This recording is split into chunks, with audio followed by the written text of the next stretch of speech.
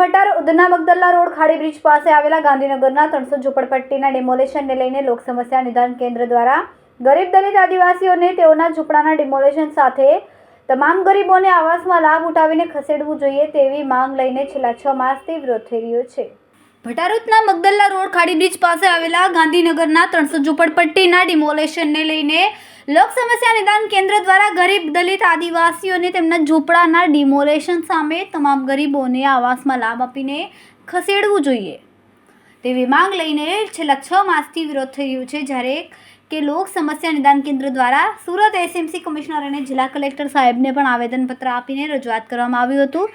આજ દિન સુધી કોઈ જવાબ નહીં મળતા લોક સમસ્યા નિદાન કેન્દ્રના હોદ્દેદારો દ્વારા દલિત આદિવાસીઓને આવાસમાં લાભ મળે અને તેઓ રોડ ઉપર રખડી ન આવે તેના માટે બાળકોના ભવિષ્ય નહીં બગડે તે માટે ગરીબોના હિતમાં ગુજરાતના મુખ્યમંત્રી ભૂપેન્દ્ર પટેલ અને રાજ્ય કક્ષાના મંત્રી કુંવરજીભાઈ હળપતિને રૂબરૂ મળીને તારીખ 20/3/2024 બુધવારના રોજ સાંજે સંસ્થાના ઓલ ઇન્ડિયા પ્રમુખ સમતભાઈ શેખ અને તેઓની ટીમ દ્વારા આવેદનપત્ર આપીને રજૂઆત કરવામાં આવશે। કેમેરામેન સેનિલ વિરાણી સાથે વિશાલ છેઠા, માનવ પ્રભા ન્યૂઝ, સુરત।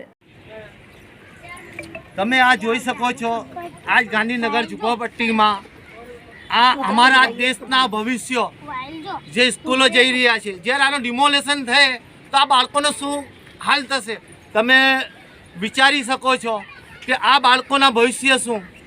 જ્યારે સરકાર દ્વારા આને ડિમોલેશન કરવામાં આવે ને એ લોકોને કોઈ વૈકલ્પિક જગ્યા નહીં કરવામાં આવશે તો બાળકોનું શું? તો આજે સરકારથી અમારે ધ્યાન દોરવાનું એ જ કારણ છે કે સરકાર આ ગરીબો ઉપર ધ્યાન આપે, આ નાના નાના બાળકો ઉપર ધ્યાન આપે, આ કાલનું ભવિષ્ય છે ને અમારા એક જ કહેવાનો મતલબ છે કે આવનારા ભવિષ્ય ઉજ્જવલ બને ને આ લોકોનો ભવિષ્ય આ ઝૂંપડામાંથી મોટા મોટા આવાસોમાં જાય ને આ જ બાળકો નાના નાના ભણીને મોટા અફસરો બને એવી અમારી માંગણી છે। ને આ સૌ દર્શક મિત્રથી મારી અપીલ છે કે આ વિડીયોને વધારે શેર કરો, લાઈક કરો અને મુખ્યમંત્રી સાહેબ સુધી અમારા વિડીયો પહોંચાડવાનો પ્રયાસ કરો। જય હિન્દ, જય ભારત। અમારા વિડીયોની નવી અપડેટ મેળવવા માટે સબસ્ક્રાઇબ કરો માનવ પ્રભા ન્યૂઝ ચેનલને, બેલ આઇકન ક્લિક કરો લેટેસ્ટ વિડીયો સૌથી પહેલા મેળવવા માટે।